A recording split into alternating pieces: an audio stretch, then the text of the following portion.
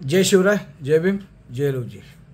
आज आपण सकाळपासून पाहतोय सगळ्या प्रचार माध्यमांमध्ये की बदलापूर येथील शिक्षण संस्थेमध्ये 2 चिमुकल्यांवर अतिप्रसंग करण्याचा प्रयत्न करण्यात आला।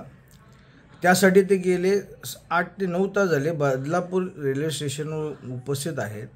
पण मला एक कळत नाही आहे, माननीय मुख्यमंत्री, माननीय गृहमंत्री, माननीय उपमुख्यमंत्री हे जेव्हा त्यांना बालेवाडीला माझे लाडके बहीण योजनेसाठी कार्यक्रम घ्यायचा होता तेव्हा त्यांनी त्याची योजना व्यवस्थित केली। सगळ्या मोठ्या गाड्या ज्या आहेत हेवी व्हेकल्स त्यांना बंद केलं, त्यांना 12 तास तिथे येण्याची मुभा नव्हती। अशी तुम्ही योजना राबवता का? तर फक्त तुमच्या स्वार्थासाठी आणि तुमचा जो फायदा होणार आहे राजकीय पक्षाला त्याच्यासाठी। मग आता हा राजकीय पक्षाचा विषय होऊ शकत नाही का हो?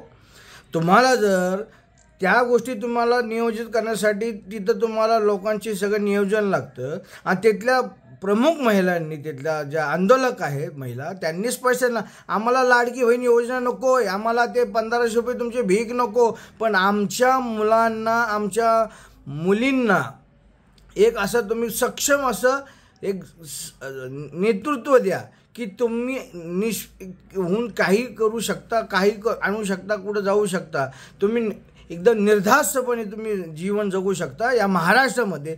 कारण महाराष्ट्राचे जे गृहमंत्री आहे, माजी मुख्यमंत्री महाराष्ट्राचे खरे अनाजी पंत, ह्या गृहमंत्र्यांना आम्ही बऱ्याच वेळा सांगितले की जेव्हा जेव्हा अशा घटना घडतात तुम्ही एक चांगला सक्षम असा पूर्ण वेळ असा गृहमंत्री तुम्ही ह्या महाराष्ट्राला द्या।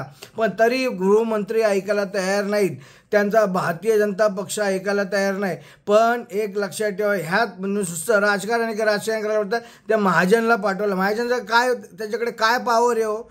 गृहमंत्र्यांनी स्वतः जायला पाहिजे, मुख्यमंत्र्यांनी तिथं स्वतःला जायला पाहिजे। कशी योजना करून तुम्ही तिथं पोचू शकत नाही, पण तुम्हाला तोंड द्यावं लागेल।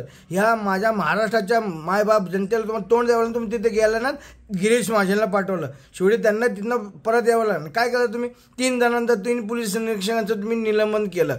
3 पोलीस कर्मचारी कोणाचे तर आईबाप, कोणाचे ते भाऊ बहीण आहेत ना, हां, तुम्ही त्यांचं निलंबन करून पण हे राहत नाही आहे। ह्यासाठी त्या महाराष्ट्राला, त्या विभागाला असा संपूर्ण असा एक मंत्री लागतो, पण तुम्ही ते देऊ शकला नाहीत। हे लक्षात ठेवा, हा तुमचा निष्काळजीपणा आहे। आणि एवढं सगळं चालू असतानासुद्धा तुम्ही निर्लज्जपणे, महायुतीचं सरकार एकदम निर्लज्जपणे वेगवेगळ्या योजना अजूनसुद्धा दाखवत्या बातम्या।